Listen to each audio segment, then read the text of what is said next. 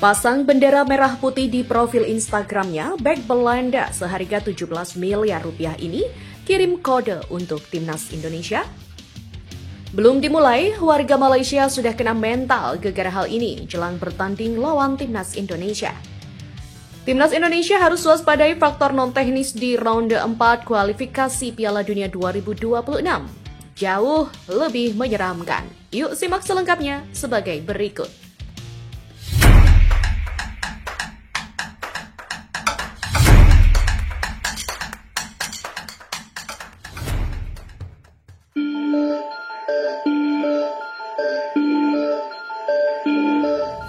Mantan bek junior Belanda ini mengirim sinyal kepada pelatih Patrick Kluivert agar menjadi kandidat naturalisasi timnas Indonesia selanjutnya. Pasalnya, pemain seharga 17 miliar ini tiba-tiba memasang bendera merah putih di profil Instagramnya dalam beberapa waktu terakhir.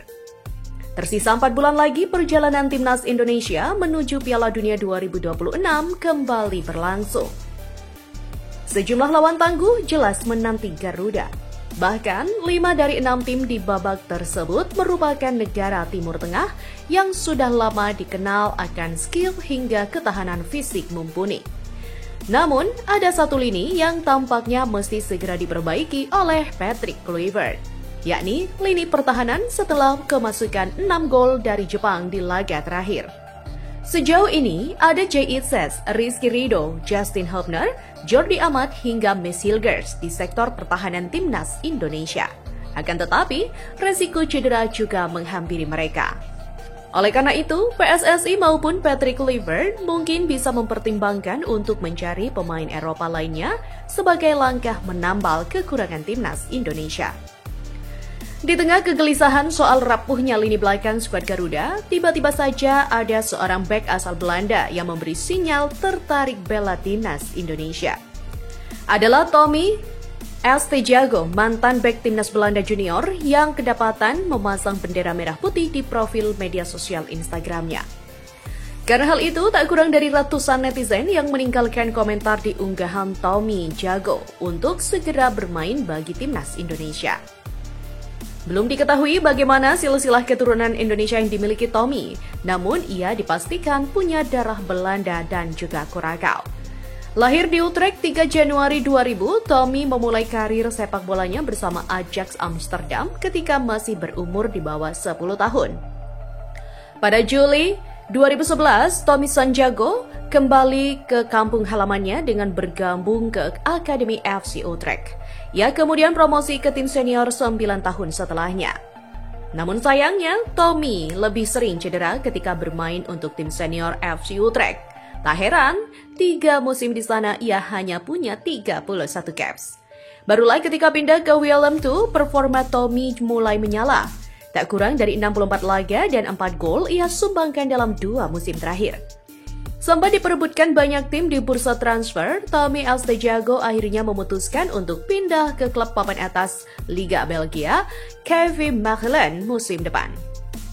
Kegemilangannya ini juga membawa Tommy menerima panggilan tim Belanda junior. Tercatat 14 laga dia mainkan bersama skuad U17 dan U18. Kendati demikian, Tommy Sanjago tak kunjung mendapat panggilan tim senior Belanda, bahkan Curaçao, meskipun dia berhasil bangkit setelah cedera. Maka tak mengherankan jika Tommy memberikan sinyal kalau dirinya membuka peluang untuk membela timnas Indonesia suatu hari nanti. Meski begitu, semuanya bergantung kepada PSSI ataupun pelatih Patrick Kluivert, apakah timnas Indonesia masih membutuhkan pemain baru di lini belakang atau tidak.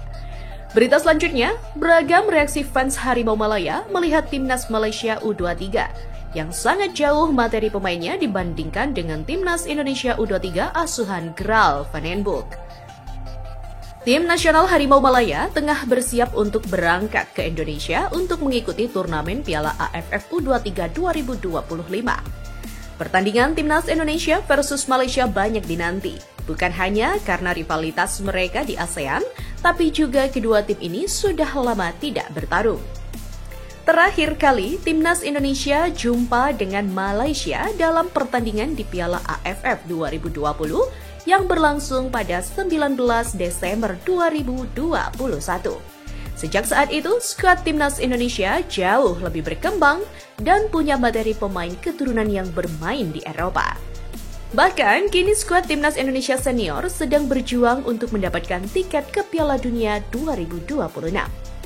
Pada ajang Piala AFF U23 ini, Malaysia banyak mengandalkan pemain lokal, tak seperti tim seniornya yang menggunakan pemain naturalisasi. Hal itu memicu reaksi dari para fans Harimau Malaya yang cukup resah dan tak cukup percaya diri akan skuad Malaysia. Bukan tanpa alasan jika dibandingkan dengan skuad Timnas Indonesia yang dilatih oleh Gerald van den Bosch. Timnas Indonesia berisikan pemain dengan syarat pengalaman di timnas kelompok umur seperti Muhammad Ferrari, Kade Arel, dan Doni Tripamungkas. Lini tengah, skuad Garuda Muda mempunyai Arhan Fikri, Tony Firmansyah, hingga Robby Darwish. Setelah ditunjuk sebagai pelatih kepala Timnas Indonesia U23, Gerald van den Bosch tidak banyak memanggil pemain naturalisasi keturunan. Maka dari itu, pada tugas pertamanya ini diketahui pelatih asal Belanda itu kemungkinan besar hanya akan menurunkan Jens Reven sebagai striker utama. Sebagai informasi, Jens Reven, penyerang berusia 19 tahun ini sudah mengoleksi 8 gol selama membela Timnas Indonesia ke Lombok saat masih diasuh oleh Indra Syafri. Kendati demikian, kondisi skuad Malaysia cukup membuat ketarik-ketir fans Harimau Malaya, sampai ada yang menyalahkan Federasi Sepak Bola Malaysia. Kalau hasilnya masih mengecewakan, memang tim U23 ini harus panggil juga pemain naturalisasi yang muda, komen warga Malaysia. Apakah tidak ada pemain naturalisasi? Ujarnya. Mereka tidak akan jauh melangkah kalau tidak ada pemain keturunan, kata netizen lain. Support sajalah, jangan kecam. Indonesia kecam, Malaysia pun ikut kecam. Nanti luntur semangat anak-anak tuh, ucap warga Malaysia. Pemain lokal tak ada perubahan, cuma segitu-segitu aja permainannya, ungkap fans Malaysia. Kenapa tak ambil pemain keturunan saja? Jangan bikin malu di hadapan warga Indonesia, ungkapnya. Ada pula warga Malaysia yang mengatakan, pasti main long ball. Tahan bola pun gugup, ini style lama zaman Santok Singh. Tak ada pemain keturunan dan naturalisasi, kita hanya bisa bersaing di pentas ASEAN saja, ujarnya. Sementara, penunjukan Qatar dan Arab Saudi sebagai tuan rumah putaran keempat kualifikasi Piala Dunia 2026 zona Asia masih saja menjadi topik hangat di tanah air. Wajar mengingat sebelumnya AFC berjanji mencari tempat netral. Akan tetapi, hanya sekedar janji, mengingat AFC dan sudah pula disetujui FIFA, putaran keempat akhirnya akan digelar di Qatar dan Arab Saudi pada 8 hingga 14 Oktober mendatang. Jelas sebuah ironi, mengingat Qatar dan Arab Saudi juga merupakan peserta putaran keempat selain Indonesia, Oman, Irak, dan Uni Emirat Arab. Legenda Timnas Indonesia, Hermansyah. Pertandingan di Qatar atau Arab Saudi bisa mempengaruhi nasib tim besutan Patrick Kluivert saat memburu satu tiket ke putaran final Piala Dunia 2026. Dengan status tuan rumah, bisa dipastikan pertandingan yang melibatkan Qatar dan Arab Saudi bakal dijejali supporter masing-masing negara. Hermansyah menyebutnya sebagai faktor non-teknis. Nah, penjagal kita mungkin ada di faktor non-teknis. Oleh karena itu, kita harus bisa memaksimalkan waktu persiapan selama 3 bulan ke depan. Tapi saya akui faktor non-teknis jauh lebih menyeramkan, kata Hermansyah via kanal YouTube Bicara Bola belum lama ini. Hermansyah sama sekali tidak cemas soal persaingan di putaran keempat. Mantan penjaga gawang Timnas Indonesia di pra Piala Dunia 1986 tersebut yakin skuad Garuda bisa mengimbangi permainan tim-tim Timur Tengah.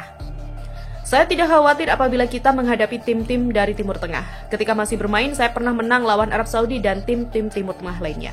Artinya kita punya rekor yang tidak terlalu buruk melawan tim Timur Tengah. Tugas legenda yang kini berusia 61 tahun itu. Ditanya soal formasi pemain di lini belakang, ex-pelatih kiper Persikabo 1973 ini menyarankan agar tim pelatih tak melakukan perubahan. Dengan kata lain, 3 bek yang dalam beberapa laga terakhir tampil solid, yakni Justin Hubner, Jay Ises, dan Rizky Ridho tetap menjadi starter di putaran keempat nanti.